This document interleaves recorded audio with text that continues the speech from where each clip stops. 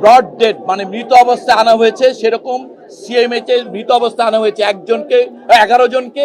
Kurmitola general হাসপাতালে মৃত অবস্থায় আনা হয়েছিল 2 জনকে।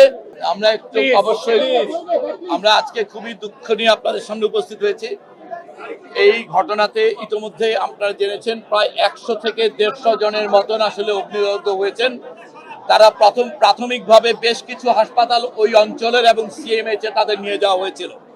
এই 100 জনের মধ্যে এই মুহূর্তে 6টি হাসপাতালে প্রায় 70-এর চাইতে বেশি আহত শিক্ষার্থী প্রধানত ভর্তি আছে।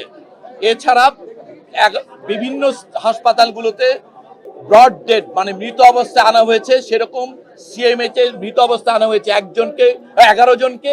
কুর্মিটোলা জেনারেল হাসপাতালে মৃত অবস্থায় আনা হয়েছিল 2 জনকে। এই বার্ন ইনস্টিটিউটে মৃত অবস্থায় আনা হয়েছে 1 জনকে। এবং এছাড়া কুর্মিটোলা কুয়েতমতি ঢাকা মেডিকেল কলেজে নেয়ার পরে 1 জনের মৃত্যু হয়েছে। সর্বমোট 16 জনের মৃত্যু নিশ্চিত করা হচ্ছে এবং ভর্তি অবস্থায় 70 জনের মতন বিভিন্ন হাসপাতালে চিকিৎসাধীন আছে। এর মধ্যে এই বার্ন ইনস্টিটিউটে এই মুহূর্তে 48 জন ভর্তি অবস্থায় চিকিৎসাধীন আছে, যাদের মধ্যে এই বিভিন্ন হাসপাতালে চিকিৎসাধীন যারা আছে তাদের মধ্যে বেশ কয়েকজনের অবস্থা বেশ হুমকির মুখে।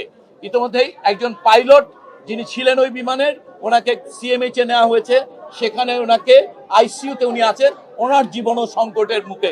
এই অবস্থায় আমাদের বলতে পারি আমরা দেশের এইটি একটি অন্যতম রিসেন্ট সময়ের বড় ধরনের দুর্ঘটনা এবং এই রকম মৃত্যু এবং আহত